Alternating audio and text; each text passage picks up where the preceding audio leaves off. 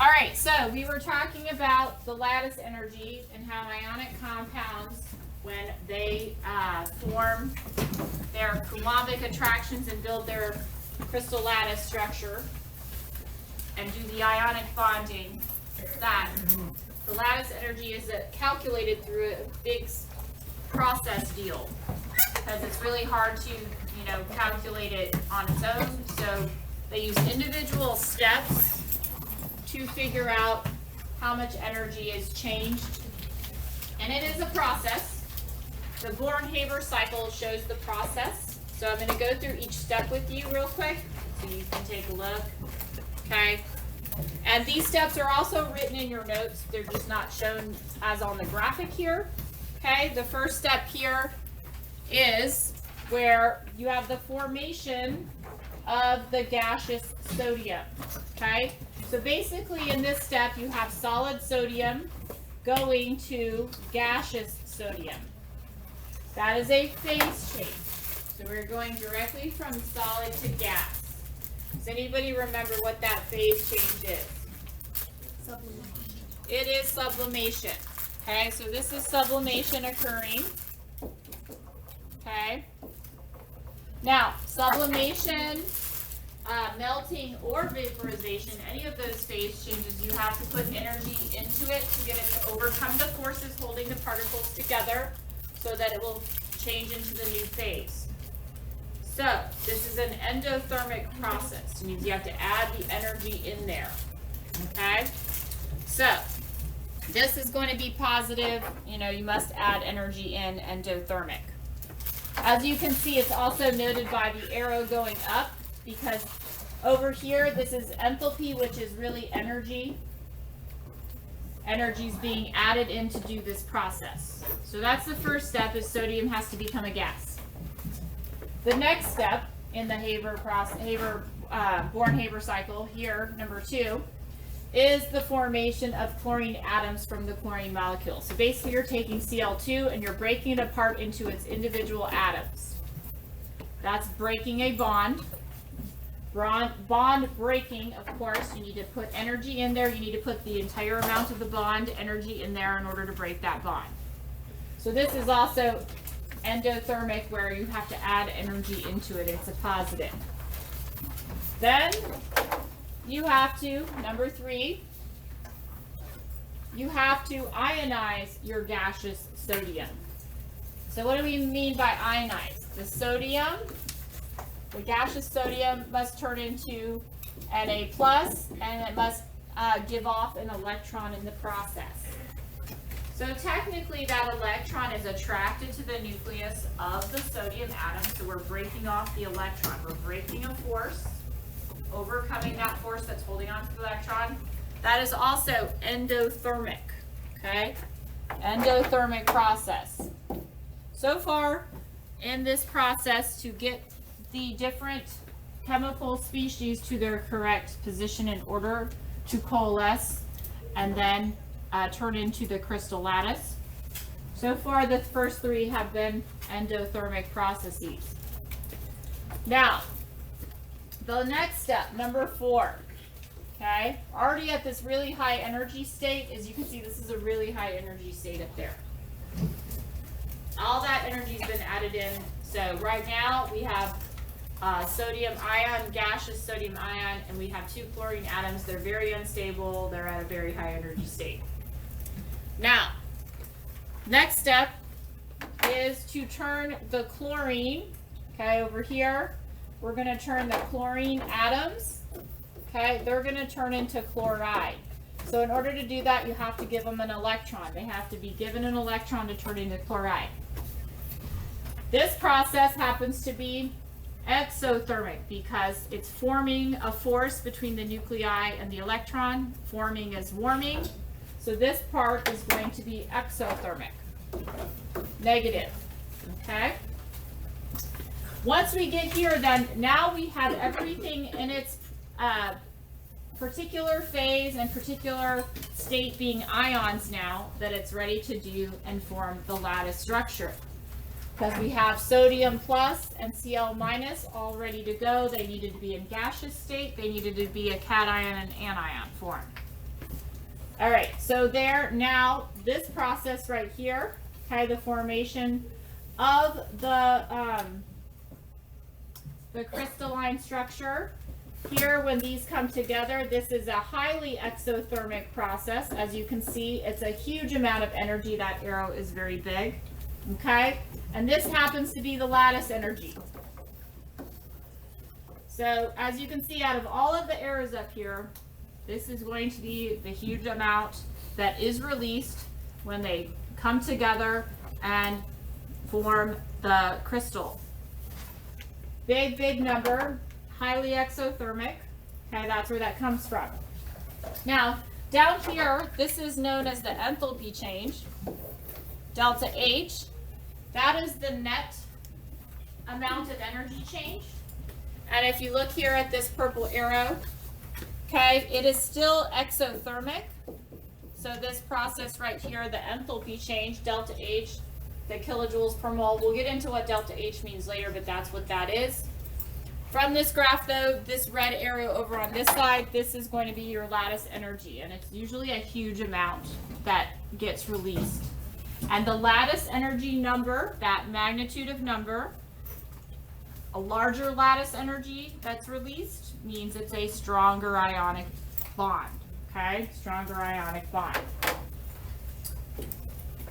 Like I said, this is the part that's in your notes that kind of goes through each step. First, you have sublimation of the solid.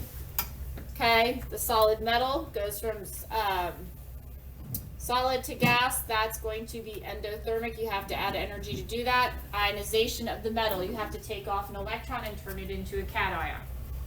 That's going to be endothermic too, because you're overcoming force there to remove the electron. Dissociation of the nonmetal, you're breaking that bond in the diatomic molecule into its individual atoms. That's also endothermic. Formation of the nonmetal ions in the gas phase. This part here, now you're adding an electron to the nonmetal. That's actually, the energy associated with that is called electron affinity. That's exothermic because we're forming a force here. That's exothermic. And then this is the big part, the quite exothermic, the big amount. This is the lattice energy part. Okay, the quite exothermic. When the two gaseous ions come together, form the bond, the ionic bond, the intra force, it's super strong, releases a ton of energy. That numerical value, when you're comparing it, means lots of energy, then stronger bond. So let's compare a few, let's compare the lattice energy of MgO. This side is MgO over here versus NAF. Okay? Now if you're looking at the different stages here, because it does also do the ones that we were talking about, okay? Here, this was changing the Mg from the solid to the gas and so forth. But the lattice energy is marked by this huge arrow. As you can see, it's all the way up top and goes all the way down here. The lattice energy is 3916, and that's kilojoules. Huge number. So all the other little steps that occurred are on the right here. You could follow them if you look at your notes too, because you have to do the sublimation. You have to, take off the electron. You have to break the bond of the nonmetal, all that stuff. Okay. MgO. This side over here is NAF. Same thing occurring, but the lattice energy right here, okay? They do the steps up this side and come over on this side. This is only 923 kilojoules. Okay? Still both are very large numbers. That's pretty much the lattice energy amount for the sodium fluoride is like a triple bond in covalent. Triple bonds are like 800, 900 kilojoules per mole. But the MgO is dramatically higher. And we're going to figure out why that is in our next little segment here of a couple of slides. MgO and NAF are both ionic, but why is one so much higher than the other? Okay, this goes back to our idea of lattice energy or Coulomb's law. Okay, right? Remember, lattice energy and Coulomb's law are similar. Lattice energy, okay, is the Q1, Q2 over distance versus Coulomb's law, which basically says the same thing, Q1, Q2 over R squared. Either or, you can explain it either way. It is about the magnitude of charge versus the distance. This example is providing you, looking at everything with chloride, so the anion's the same for each one. The only thing different is the cation. We have lithium, we have sodium, we have potassium, we have cesium. If you notice, they're all in the same what?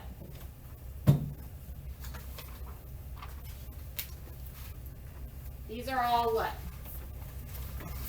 All the cations are? They're alkali metals. Okay, they're all the same group. That means they're all going to carry the same charge. What are the charge of the alkali metals? Each one of those are going to be +1. And the chloride's going to be what? -1. So the charges for each one of these, okay? Plus, minus, plus, minus. Magnitude of charge is the same. So guess what? This number is the same for all of them, right? Now,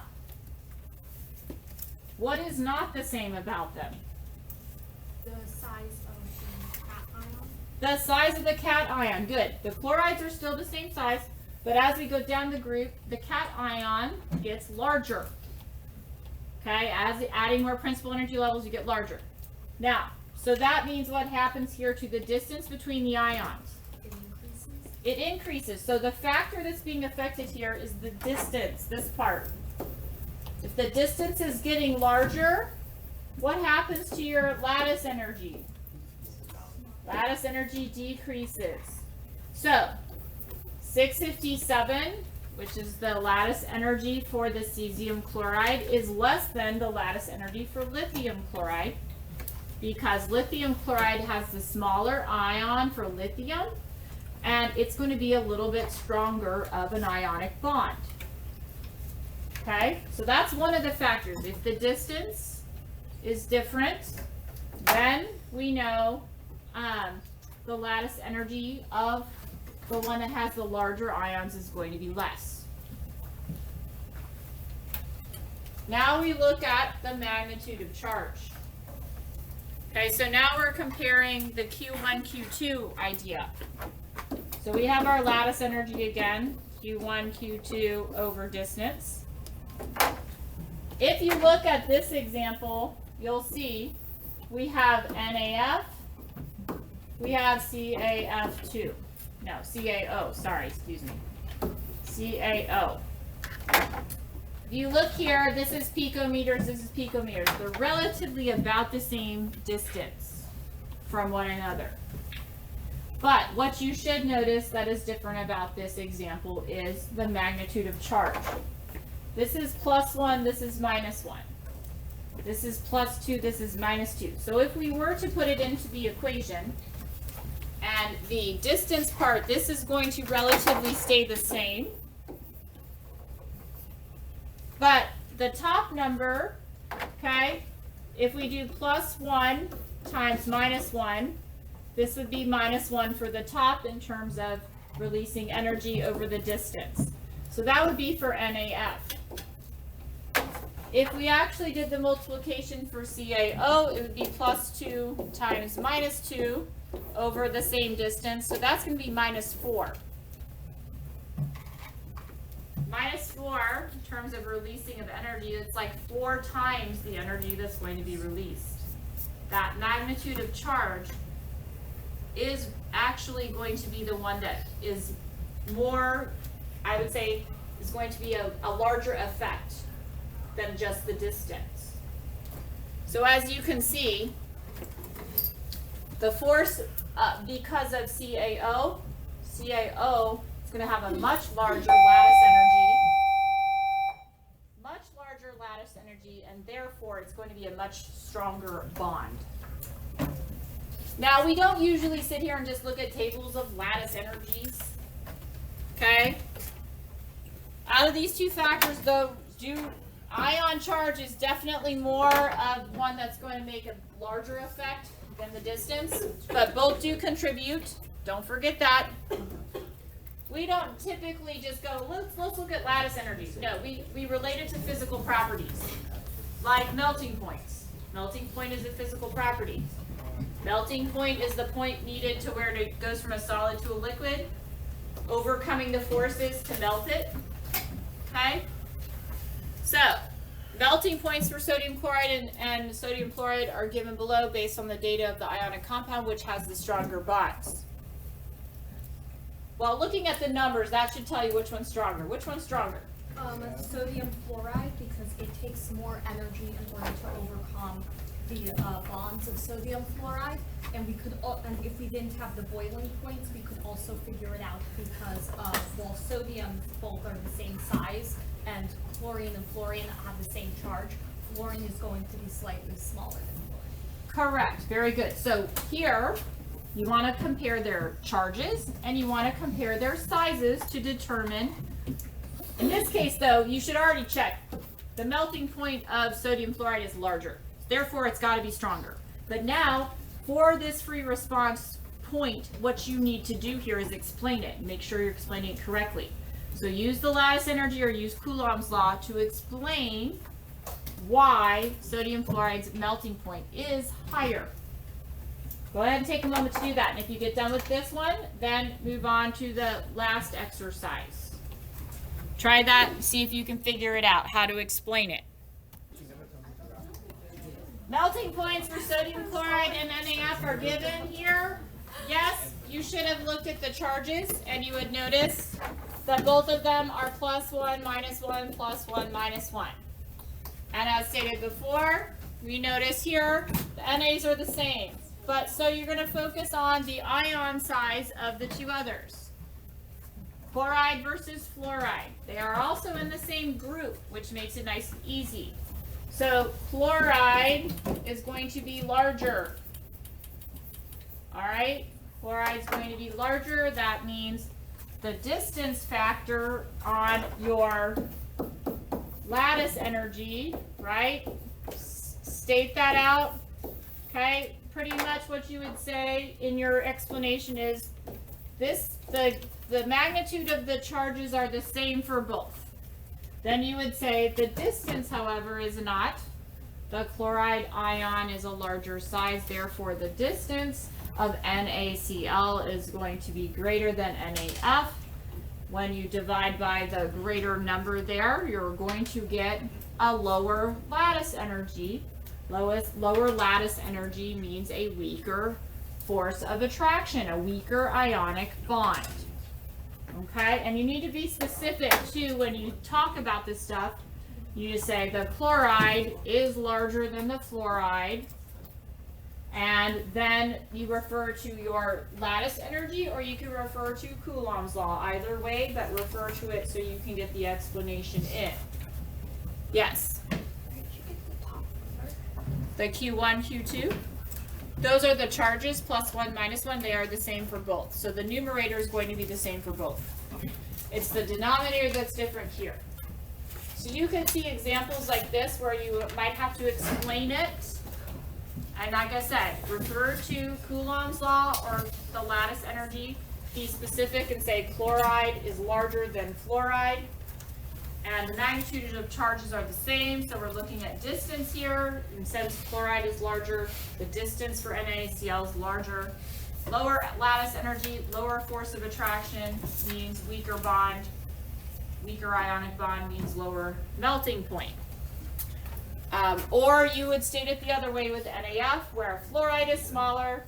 So you're dividing by a smaller number, you get a stronger force of attraction, stronger ionic bond, higher melting point.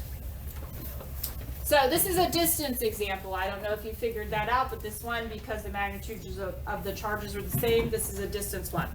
Because the next one, okay,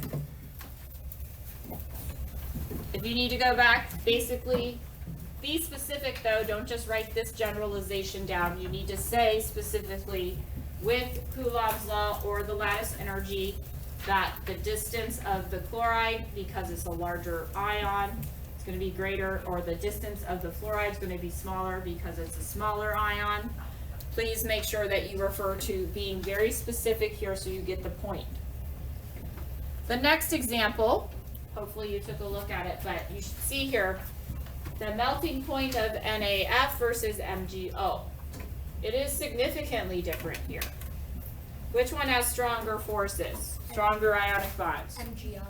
MgO, most definitely. And we're talking about like 3 times higher. The boiling or the melting point is like 3 times that. Okay? So, explaining this one. Yes. Well, we know that Na and Mg are about the same size, and O and F are about the same size, but if we look, Mg's charge is +2 and Na's charge is +1, and F's charge is -1, and O's charge is -2. So MgO has a greater magnitude of charge as NaF. Therefore, due to Coulomb's law, we know that since the distance is the same, but the magnitude is greater, the force of our attraction will be greater, and therefore our bonds will be stronger. Very good. So, this one, if you refer to the periodic table as stated, I keep writing the charges down wrong. Sorry. Hold on. Give me a second here. +1, -1, +2, -2. All right. If you look at the periodic table, what was stated is correct. Sodium and magnesium ions are almost about the same size. Magnesium is going to be a little bit smaller than sodium. But if you look at what it's paired with over on the other side, oxygen and fluorine, in terms of size, fluorine is slightly smaller than oxygen. So the smaller cation is with the little bit larger anion, so it basically balances out to being about the same size, same distance for both. Okay? So really what we're looking at here is the magnitude of charge. And the sodium oxide, +2, -2, is like 4 times the amount of numerical magnitude of charge than for NaF.